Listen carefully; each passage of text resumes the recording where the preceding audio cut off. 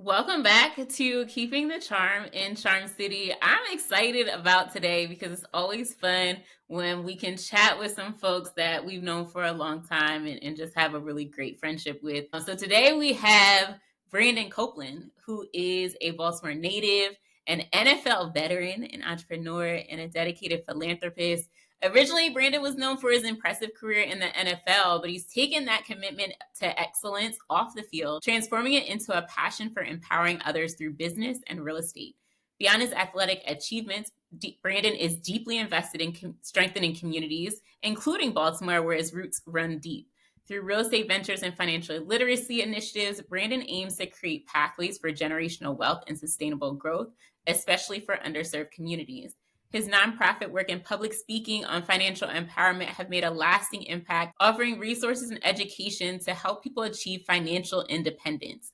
As a founder of multiple businesses, he continues to leverage his platform to make a difference both locally and nationwide. So I'd like to introduce you to my friend and fellow entrepreneur, Brandon Copeland. What's going on, Brandon? I'm chilling. How you doing? I'm good. I'm good. I'm happy to be here. I'll tell you that much. We Y'all gonna are have a good time. You we gonna already know. we gonna dive in, but I'm just gonna go ahead and kick it like this. Y'all set the blueprint. You know what I'm saying? So I'm excited for this conversation. I've learned a lot from you guys, and I'll continue to learn a lot from you guys. But just appreciative that you guys bring other people on the journey with you, right? When I say you guys, I'm also talking about Khalil as well too, but who obviously is not necessarily on the podcast now for those who are listening, but you probably could stress less.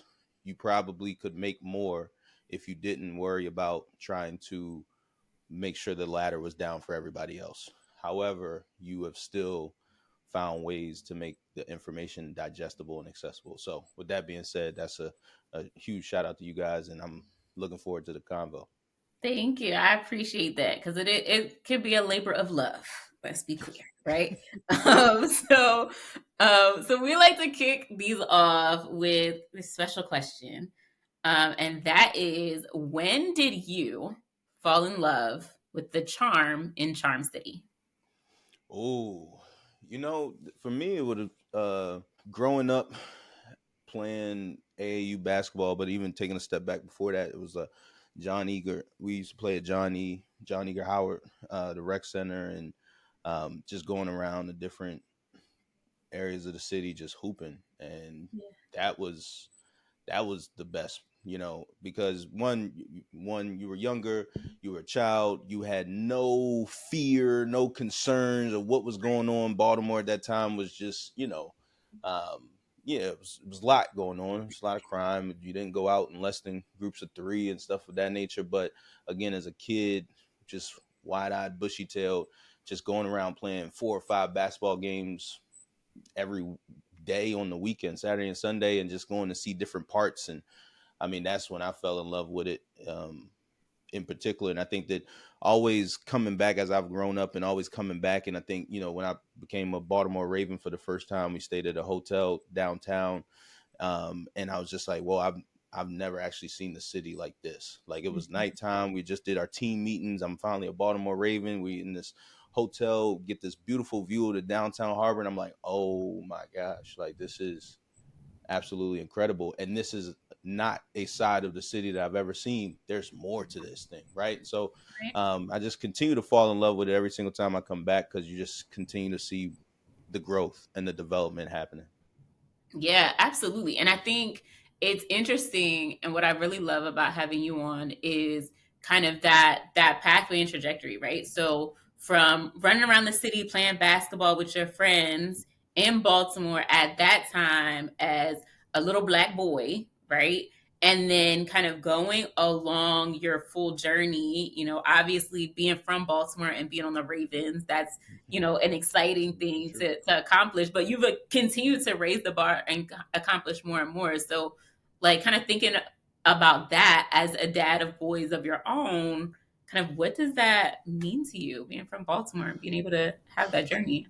Yeah, I mean, it really means dreams come true, right? Like, and they come true when you put the work in. Frankly, I mean, that's one thing that I'm making sure that I cultivate in my boys. I have 3 boys, and it is how do you solve puzzles and solve problems? How do you stay curious and just keep learning and learning and learning and just, hey, how does that work? Right? Like, and as a kid, it might be, how does that toy work? But as you become an adult, it's like, how does that business work? How do you make money doing that? Okay, okay, I might be able to do that, right? And and also the fact that, like, when you are crazy enough to think that you can do something, go do it, right? And so I think that for me, with my kids, I like to encourage them as much as I possibly can to just, if you have a dream, go for it, right? And don't let other people tell you that you can't do it. It's not a cliche thing. It's just like, hey, guys, like, look at our lives. This is pretty wild. And the crazy thing is, and I think the bigger lesson for them that I want them to take is, like, when I say I want to do something and I sit down, I pray on it, I give myself time. Nah, like, I genuinely want to do this. Why do you want to do it? Because of this, this, and this. Cool. There, after that point, it's done. It's just, the rest is just a process of finding the right people and making the right calls and things of that nature, right? But I want my boys to grow up with the confidence that I had to learn that, Mhm. oh no, like, if you want something, it's just a puzzle. Go solve the puzzle and be unrelentless, be relentless in that pursuit, so to speak. Mhm. Yeah, absolutely. Absolutely. I always talk about having the audacity, right? Having the audacity to believe in yourself, to think you can do it, to try, to, even question the puzzle in the first place, right? And not Mm-hmm. just take things as they are. I think a lot of us that have gone to do new things and try new things and push the envelope, we all had some level of audacity to think that we had the opportunity and ability to do so. Can I tell you a quick story about that? Yeah, So I yeah, have on my phone background, one of my wallpapers is Audacity, the Audacity. yeah. And I would have never said it like that, but this is God working right now. I would have never said it Mhm, like that. But a couple years ago, or maybe about a year and a half ago, I was talking to a buddy of mine who actually is a Baltimore guy, Kai Cunningham. Shout out to Kai.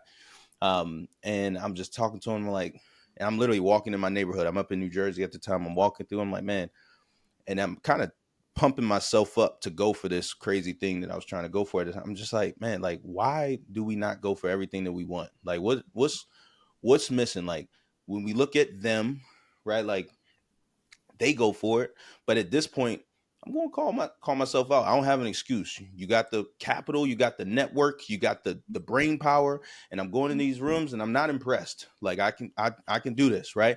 And so I'm like, at this point, what are we missing? And I'm like, really kind of talking almost rhetorically, and he's like, the audacity. And that's literally, like, he just said that back. He said the audacity. It was like the audacity for um Adam Newman. I want to say his last name is Newman, the WeWork founder, for example, right? The audacity for him to lose billions, but then to go to Andreessen and ask for another 300 million, right? mhm, And to get it. and get it. Most of us would never even walk in the room and have that type of audacity. Like, we shoot ourselves in the foot before we ever even have the audacity to go for our dreams and go for our goals. So the fact that you said that again, I just, that is a bar right there. I literally Yeah. got my wallpaper. Is one of my wallpapers that rotate just to remind me to stop second guessing myself, stop pump faking, go for it.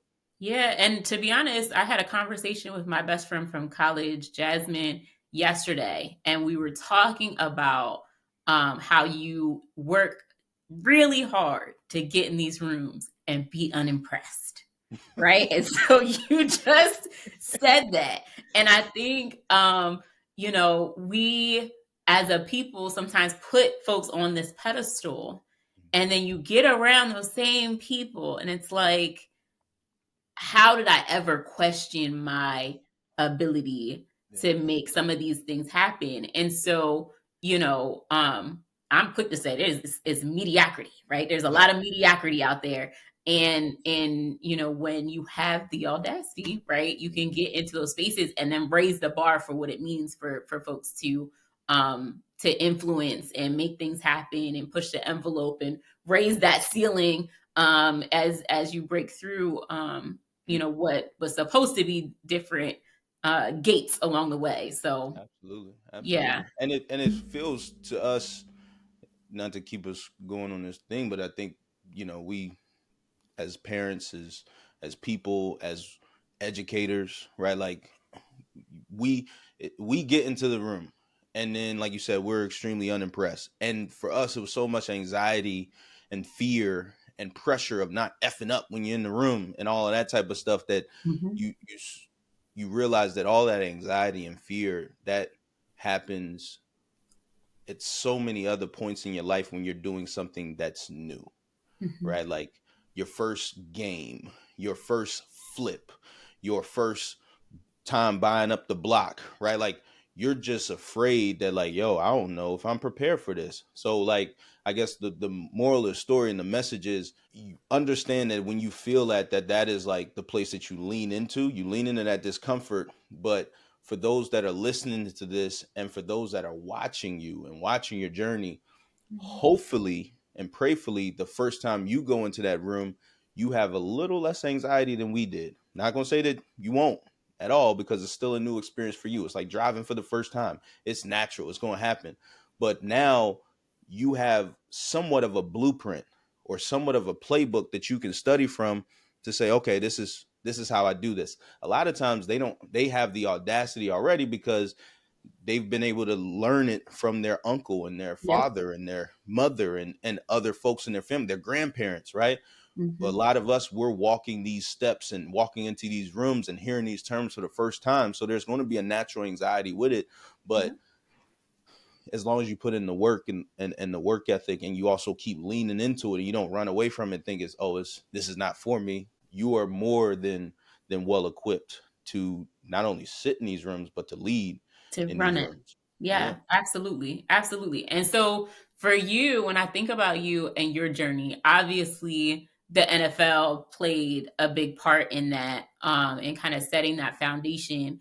Um, and right, I'm not going to say but and you've done a lot more since then. And so even when you think about the playbook and setting the playbook, and being an example, what does that mean for you when there are, folks in the NFL getting started, kind of trying to find their way and looking to what is the cool thing to do as an NFL player to get involved in different things? What does that mean for you and the work that you're doing now to kind of set an example as another option to, what being an NFL player is, and what that's all about? Yeah, I think that it's as tough as it may be, because for most of us, for our entire lives, or for as long as we can remember, we've dreamed of being in the NFL. You don't really dream of what's after, right? Like you don't really, you just dream of the money. Like you visualize running out of the tunnel, you visualize the life, right? Whatever life you want, the baller's life, the family, kid, whatever it is you want, you're visualizing all of that. You visualize the cars, the homes, the boats, the whatever, right? But a lot of people stop that vision for like, well, yeah, well, like what does this thing feel like after? Like, do I stay in the city do I stay in the city that I played in? Do I go home? What do I want after? Right. And so I think for any athlete, although it is tough to fast forward your mind when you're in the moment of football, because it takes you being extremely present to go out on the field every single day and know that there's another grown man who's literally paid to just embarrass you, right? Right, So you right. can't be too far ahead and get manhandled For sure. on Sunday because You'll be on that's that short your highlight. career. Um, but can you start to visualize what you want life to look like, feel like, the comfort level you have, the peace of mind, the freedom, financially and of thought that you have afterwards? And can you start putting building blocks and stepping stones in place while you are actually playing?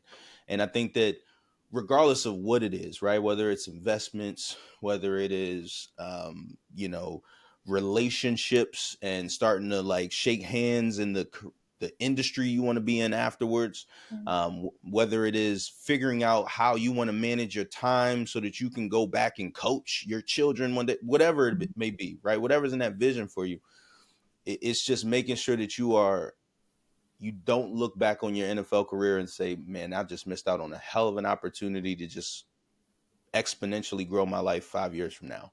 Yeah. And so sometimes that's money. Sometimes that's not throwing it all away at the club, or throwing it all away on a gift, or something like that, because that money will change your life exponentially. Sometimes it's telling yourself in the off season, spring workouts, you got to be in the facility for 4, 6, 8 hours.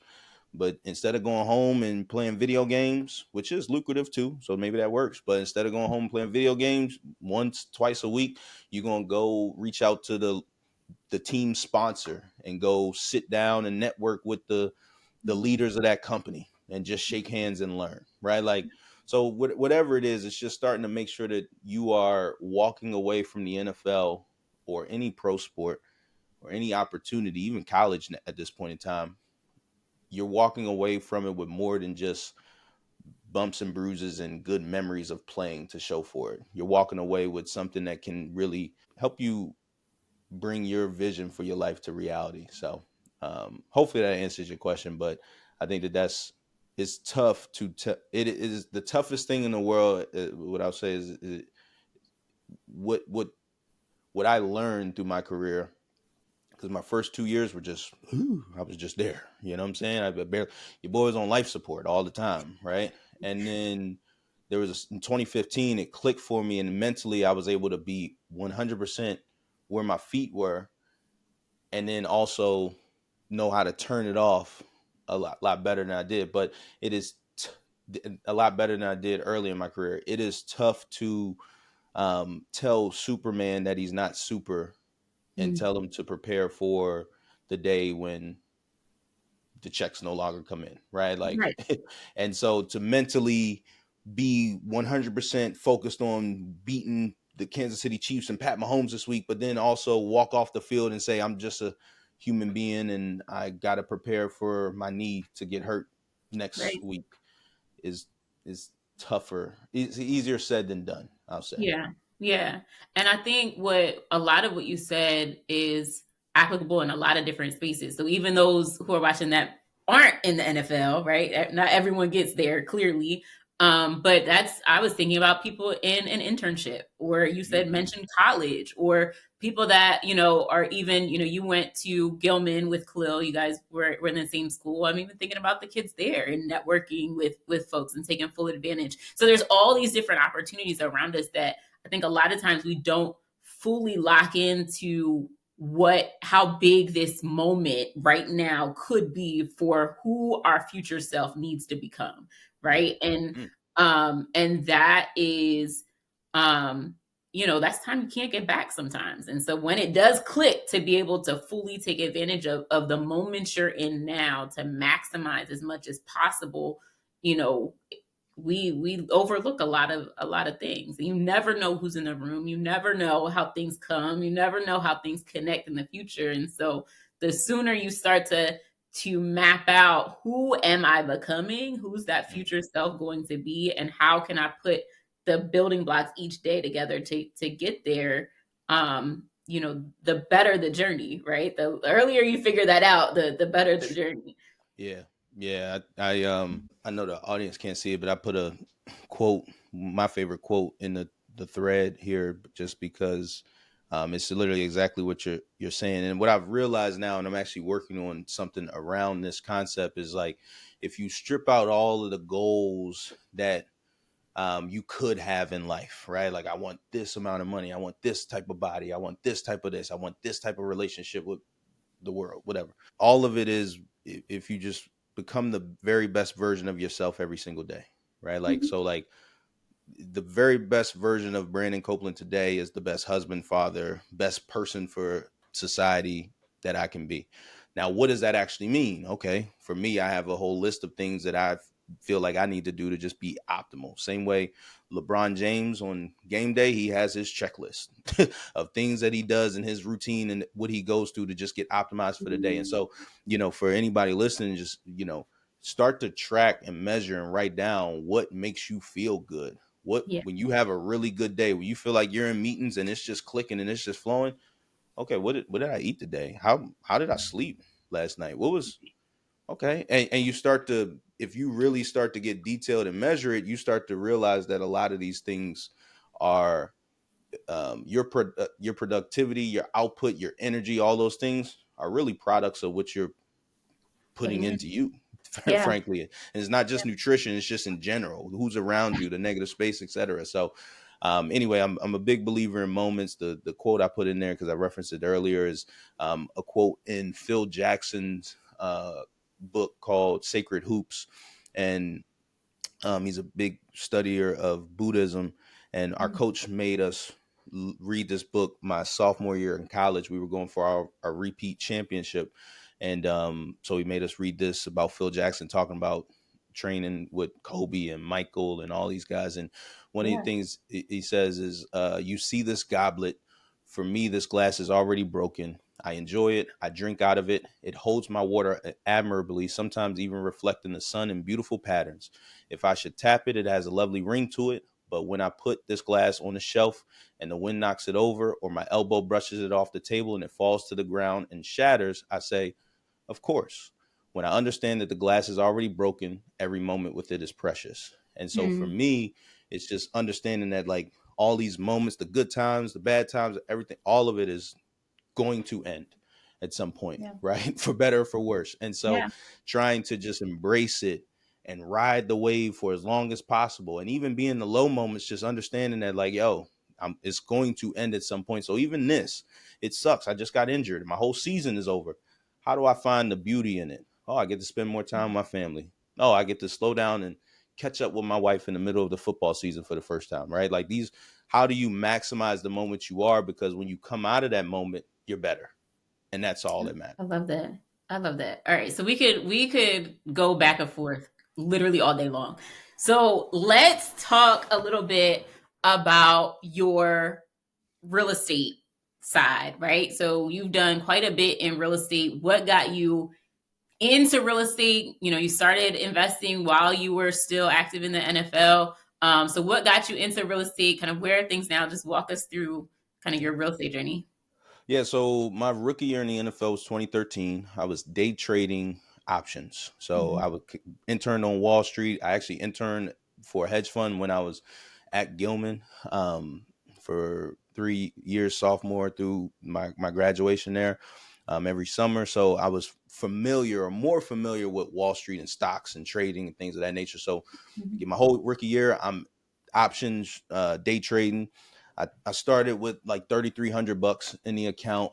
And I remember I grown into like 34,000. I was practice squad, 34, 37,000. And it was all just flips, little flips, Mhm. right? Mhm. Um, and it was great. However, at the end of the year, it was December.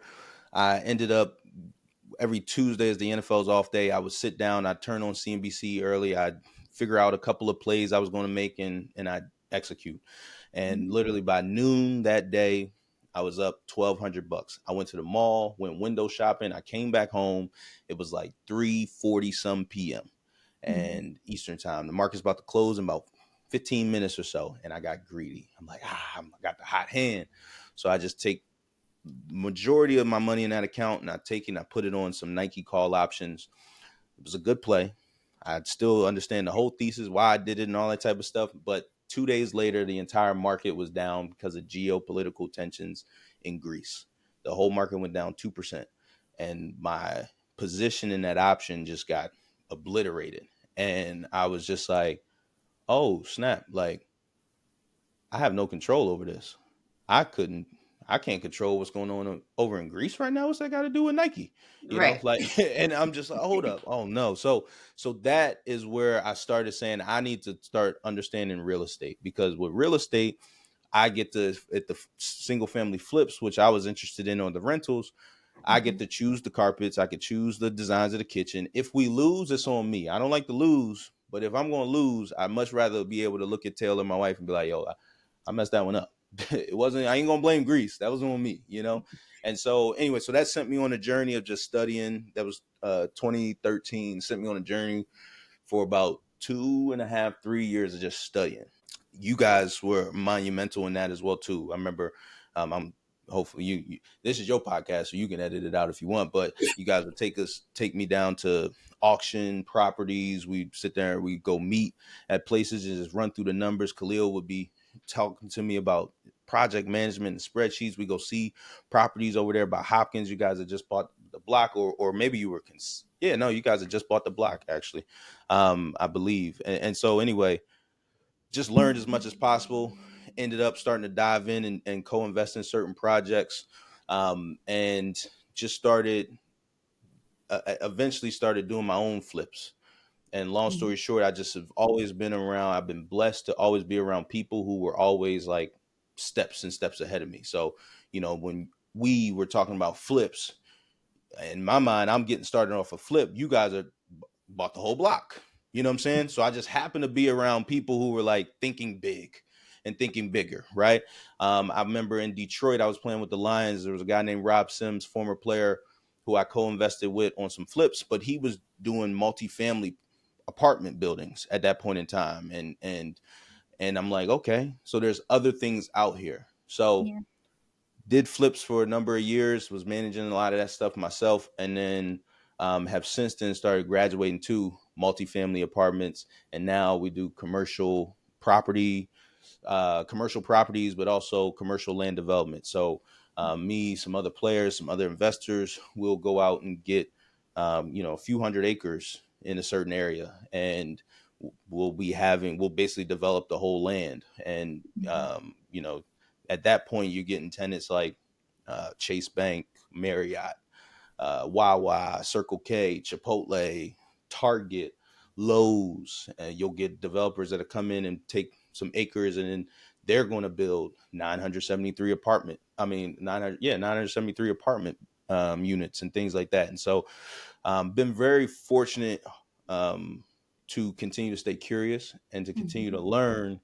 And um, at this point, the thing that I am consistently battling with is, and I'm hoping I'm answering your question, but I think that the thing that I'm consistently battling with is what is going to be the best return on my time, Mm-hmm. and how do I how do I balance what I'm passionate about, getting my hands dirty, learning it, being in the mix with, in order for you to get where you're trying to go, you got to find somebody who's as passionate as you and hire them to get in the mix and change their life through the infrastructure that you've built. So, so yeah.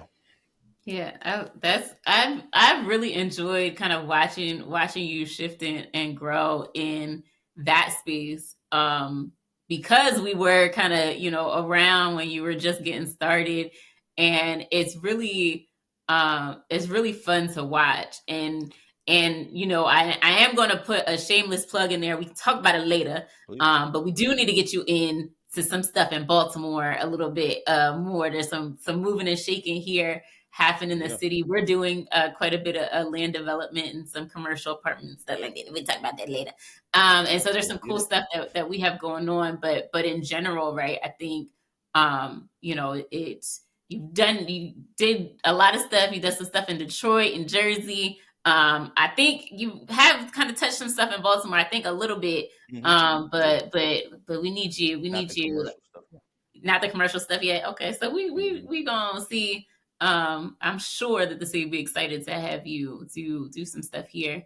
Um, but so in addition to all of that, right? You have your philanthropy, right? I know you just came out with a book. Like, where are you going with this? Like, what's your vision when you thinking big? Yeah.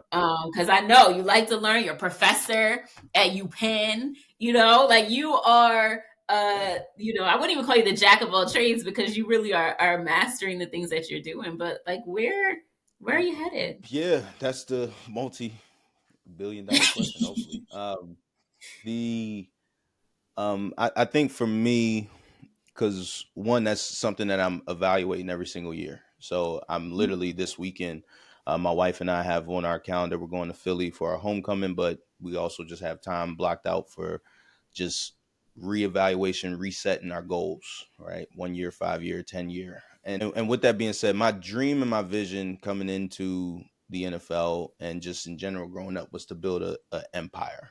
And I know what that meant. I didn't know what that was doing or anything like that, and how it really looked and felt, but I just knew I wanted to build a great culture of people who love to win, want to win, but also treat each other well and treat each other with respect and treat the world that we are in well as well, and then build something that just was continuing to have impact, but also just took on a shape of its own. And so, with all that being said, right now I'm starting to look up and I'm like, oh snap, we got it. I went Mhm. from guy in the weeds to trying to do it myself to, oh well, that's doing that, and okay, that's doing that. So I'm studying the greats at this point. I'm studying you guys. I'm watching how you operate. I'm studying Tyler Perry. I'm studying Kevin Hart, and I'm starting to see how we start to bring the ecosystem together and how it can all start to stack on itself. And then my biggest thing for me is, how do I get more of my friends involved? And Mhm.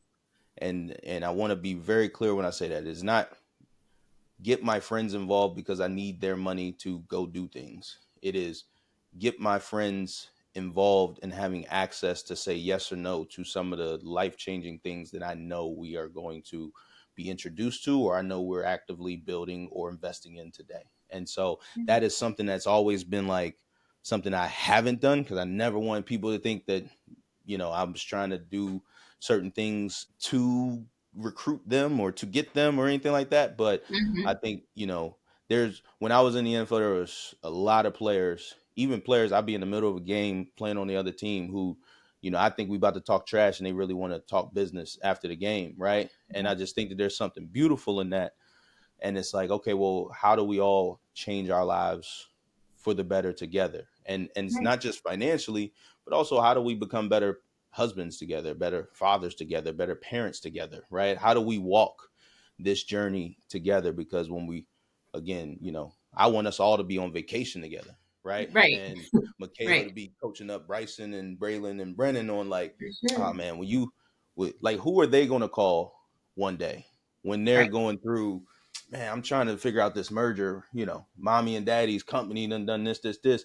They gonna have to call each other, frankly, Mhm. because Mhm. there's only a few that have walked this walk. And so anyway, I can go forever. The vision is not clear yet. It's not as clear as I would want it to be. I just know it is going to help a lot of people, and um and that's my number one goal, is to help give more people the blueprint and give more people access. Yeah, I love that. What I've always said, um, because we have like our next gen accelerator, and we have like all these Mhm. things. We talk about the next generation a lot, and for me, it's a lot of the work that we've done. I want to make sure that as Michaela grows up, she's around surrounded by people who have been on journeys similar to her, Right. right? And so if I'm doing this and I'm working with parents, right? They're sharing that their kids are listening to the calls or the YouTube or whatever, right? And so kind of planting those seeds so that we're not only supporting learning and wealth generation and investing on that level, but to make sure that their kids are ready to be peers with my Yeah. child who I'm preparing, right? And Yeah. so, and on that same vein, it really is, when we talk about next generation, and even when we talk about wealth, it's always about more than money. It's about information. It's about understanding how to move, how to, survey the room and ask the right questions and build those relationships. And so the more we prepare ourselves, the more we prepare our kids so that we're normalizing it for all the above. I think there's a shift that's been happening for the last couple of years that I'm really excited about that I hope holds to be able to create that for our children.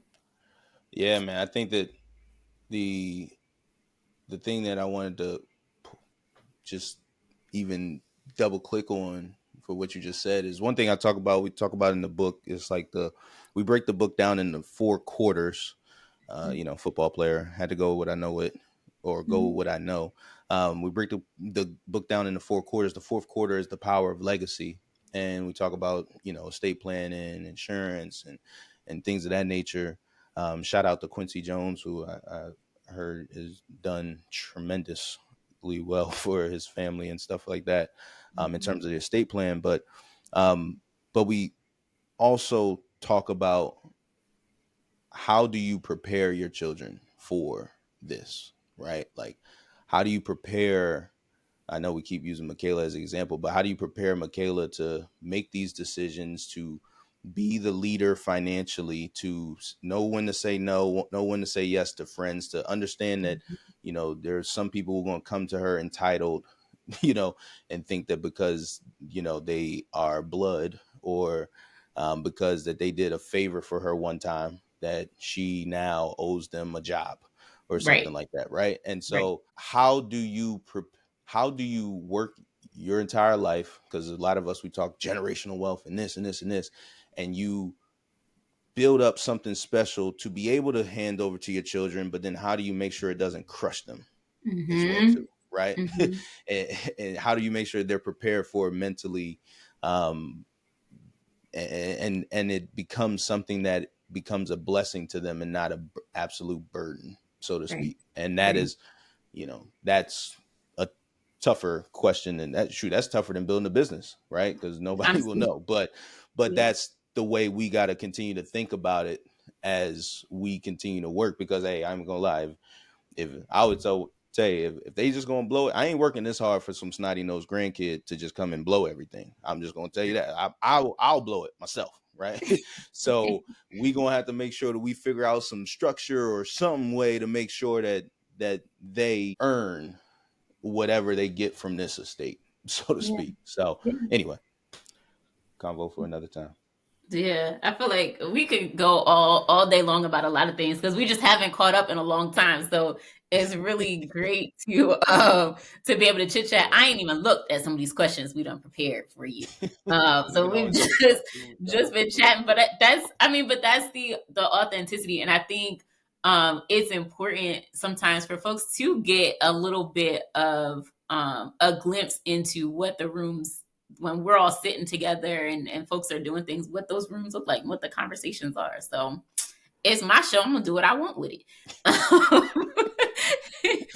um, so um, you now have three children, three little Hmm. boys that you're building with and for, and a beautiful wife who I love. And so as you all are building, I'm excited y'all talked about you're spending that time this weekend to plan. Um, what role do they play in everything? Oh man, so in terms of the kids, they are, oh, such a phenomenal question. All right, let me give you a concise, deep answer, I guess. Um, the kids. So for parents out there, you probably are familiar with this. Your kids become a reflection of you, and they show you your good traits and your bad traits. So when my kids started, like I don't care about cussing. I don't. But once my Mhm. oldest started saying, "Daddy, you cussed," no, I didn't. I did. For real? All right. 10 push-ups on me. So I started doing push-ups every time I cuss. Okay, so Mhm. now anytime I cuss, I think about it because I am demonstrating the example for you, right? And so the kids are a mirror and a reflection of you. So for me, it challenges me to just continue to be better and to continue to improve, because I don't want them to see me today. I don't want to be the same version of myself today, 10 years from now, and then they think it's okay to be stagnant in growth and in mind, frankly, right? So that's amazing. In terms of my wife, Taylor, she is my spine. She is my business partner. She's my obviously my romantic partner. She's my baby mama. But she's my best friend, literally. But um, in terms of, I was literally thinking about it this morning, in terms of being blessed to have somebody who you just naturally want to be better for is Mhm. incredible, right? Like, there are some people who don't challenge you to be better. There's some people who verbally challenge you to be better, right? You ain't this. I need you to do this. My wife Mhm. makes me naturally just want to keep being better for her, better for her, better for her, better for her, better for her. Um, and so just to have that combination of motivation that's just kind of natural and intrinsic that God put there for me is, again, it's unmatched. It's what makes me unstoppable, frankly. I've never really Mhm. talked like that to anybody, but this it's one of those things, like, if you get in my way, come Mhm. on now. It's what kept me on the football field, frankly. Like, I 10 years in the NFL, undrafted free agent. I used to always tell people, I don't care how big you are, how strong you are, how fast you are, what school you went to. Oh, they paying you a lot more money than me. That's cool. My mama, my wife, and kids watching. Good luck, brother. Good luck. You got Yeah. this gonna be your worst game of the year, type of thing, right? And so that has been just an absolute blessing. I'd love to hear your thoughts. I don't know if we got time for that, but I'd love to hear your thoughts on how it's changed your life. Yeah, absolutely. Cleo and so I met Cleo at 19, right? Hmm. So we were babies, and we have grown together in so many different ways. That, early on, I would say he kind of opened up my mind in what's possible for how I define success, Mm, very naturally. So like I thought I was just gonna be a corporate girly, right? I was gonna climb the corporate ladder. I can run, run the from inside and be able to navigate those rooms and be in corporate. And he kind of opened me up to think about entrepreneurship differently, mm, and understand that as something that I had the skill set and opportunity to do. He was kind of more entrepreneurial, more kind of creative in that way. I was just like, I'm in the room. I'm running the room if I'm in the room, period. Right. And so, he kind of switched it to be like, well, you can have your own room. Right. mm, Um, I think he and I, um, you know, our skill sets really complement each other. We are very different, but together we're super powerful. And I think that that's been something, and we could have a whole conversation about relationships and building and all that kind of stuff.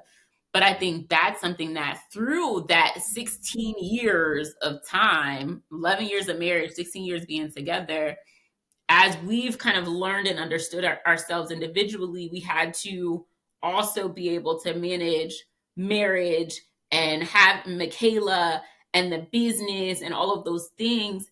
And at the end of the day, know that we're more powerful together. And yeah. so we Crazy. have this really kind of unique situation. I think there's a lot of great couples. Y'all's another one of the really, really great couples.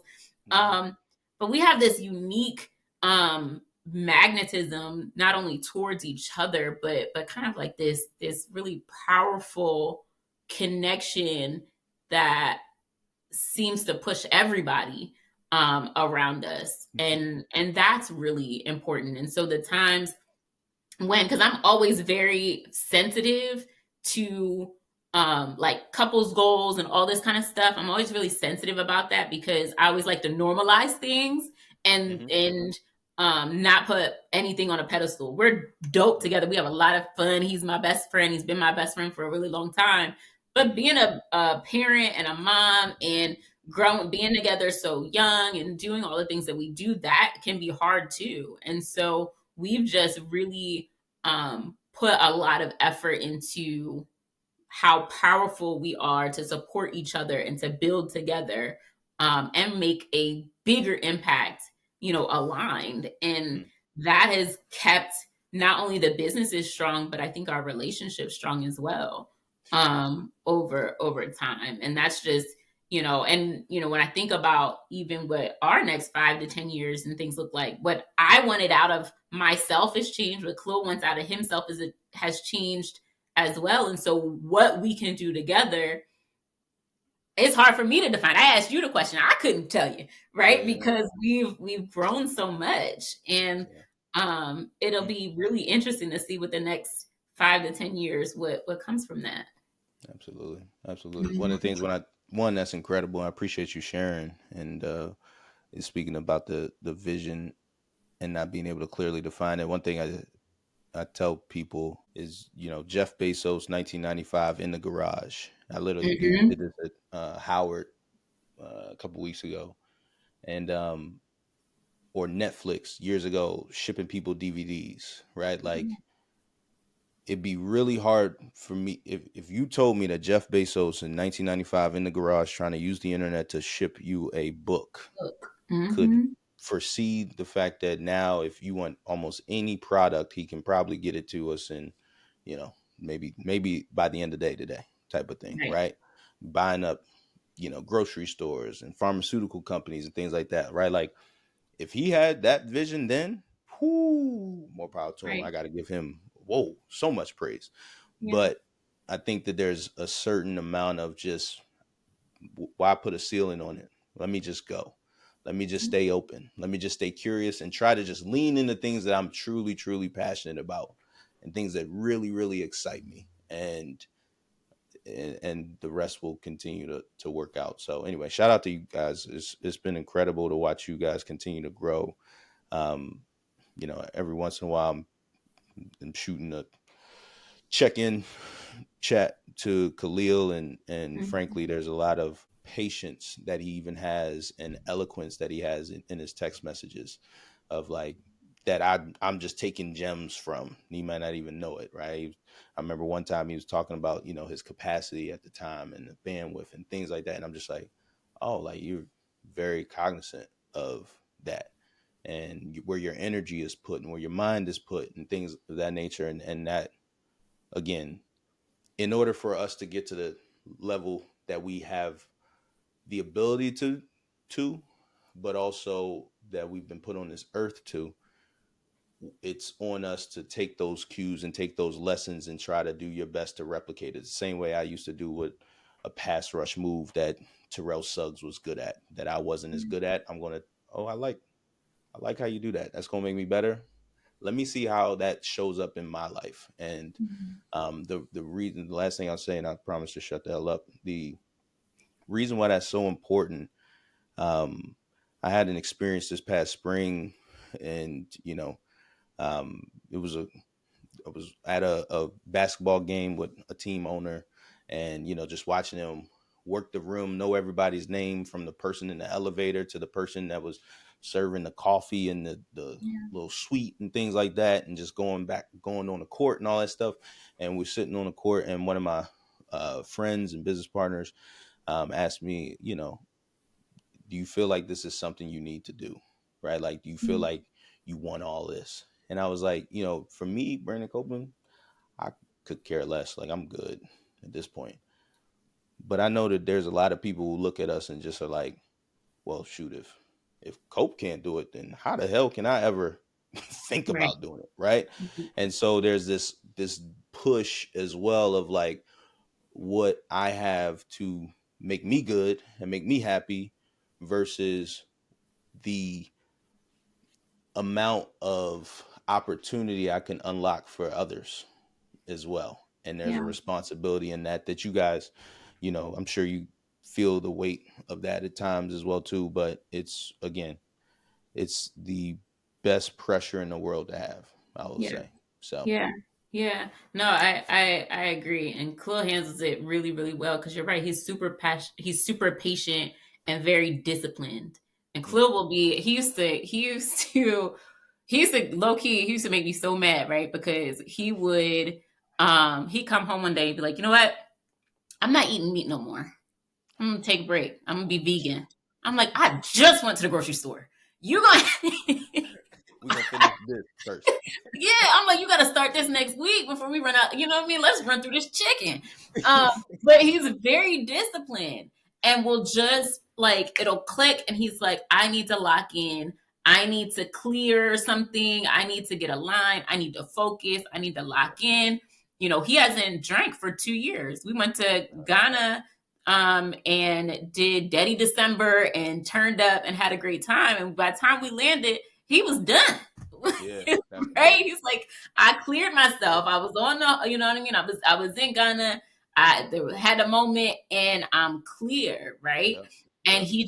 he just is very, and that's something even as people kind of see how we move and all those types of things, it's a lot of things that people don't see around kind of how even that sets the tone for a lot of things. And how that sets the tone not only for us in our household, but to your point, right? How that even may influence other people in ways that we don't even see. But so okay, so we gonna probably have to do like a part two or something at some point. And maybe have Taylor and Khalil join. I think that would be a lot of That would fun be and phenomenal. yeah. So Keeping the charm in Charm City, where it's all about really holding on to the essence of something that's important to you. And so keeping the charm in Charm City might be the culture of Baltimore and the communities of Baltimore and the legacy of Baltimore, but we're talking about relationships or things that might be how to keep kind of that spark in your marriage, how to keep yourself motivated and staying true to yourself as you're getting into new rooms. So it means a lot of different things. And so I always like to kind of wrap up with this question. What are you the most excited about and proud of as you put yourself in that future space on how you have been able to keep the charm in Charm City? So for me, I think more and more, what I'm excited about is that I'm starting to get the understanding that the ups and downs are all a part of like the learning and the lessons. And so although when you're in it, you sometimes you're in that, oh, why? Oh, this is so stressful. Oh man. But now, fast forward, and a decision that used to bring me stress, used to make me think that the whole world was going to end, the business was over, I'm terrible, now is like Mhm. a 5 minute decision. Or, what was absolutely incredible, I can't remember where Taylor and I were recently, but there was something that was going on, and it was like two text messages. And I was like, oh, snap, years ago, 3 years ago, 5 years ago, 7 years ago, that would have been 2 days of me on the phone, like figuring this whole thing out. Oh snap, it's working. We're building this, right? Like, Yep. okay. And it's a lot of times when you're in the moment, you don't really feel it. You don't get a chance to like step out of it and say, hey man, you 5 years ago would be like, what? Yo, we got a Yep. team now, right? Like, and so I think keeping the charm in Charm City, when I think about just be more in general, like regardless of what reality looks like at times, there's always this hope. There's always that, believe, right? There's this belief that it's going to continue to get better. We're Mhm. going to find a way. And I think that for me, um, just being able to wake up today and know that I'm better today than I was yesterday. And although it might not be perfect, that's a part of the process. We just keep getting better. That to me is like that's my definition of how I'm going to keep the charm in Charm City for the foreseeable future, for forever. Keep that hope and keep that belief. So tell folks where they can get your book, The Money Playbook. Tell folks where they can follow you and kind of track how you continue to do exactly that. Yeah. So for the book, you can go yourmoneyplaybook.com. Yourmoneyplaybook.com. It's that easy. Or brandoncopeland.com if you want to keep in touch with me or keep track of the things that we're doing. It's that simple. brandoncopeland.com. On socials, it's bcope51, BCOPE51. And yeah, I look forward to continuing to share as much as I can along the journey. And again, just shout out to you guys for setting the standard, setting the tempo, but also continuing to bring people along with you. Because again, as I said before, when we started this, it would be easier for you to cut the anchors, so to speak. And I'm not trying to be negative. I'm not trying to say everything's an anchor. It's just easier for me to run by myself. But when I'm picking up the kids and I'm picking up everybody, I'm picking, and picking up Yeah. the family and their trauma and their this and trying Yeah. to educate them and then starting the next gen academy as well too, and bringing Mhm. everybody, come on, y'all, come on. That also takes its own energy. Yeah. And that energy is also now that's a sacrifice that you've chosen to make that you could be pouring towards your own passion. And so, as you do that, and for our audience listening as well too, you should always measure that as well too, right? Because there'll be times where you need to dial up into your own passions and dreams, and then there'll be other times where you need to dial up and pour it back into the world because it'll also pour back into you in ways that you can't even imagine. So again, I appreciate you. I would love to do, another part at some point in time if you guys will have me again. And then yeah, keep changing the game. Thank you, Brandon. All right. So we'll see Cool. y'all next time on Keeping the Charm in Charm City.